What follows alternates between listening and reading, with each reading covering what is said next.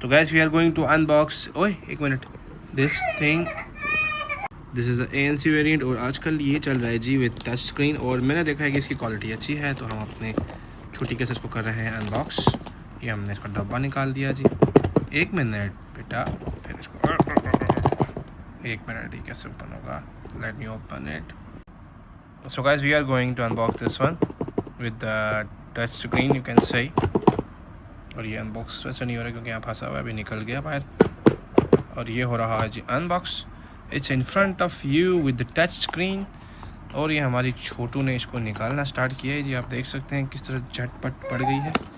ओ जी जो सही है जी, ये भी सही है जी।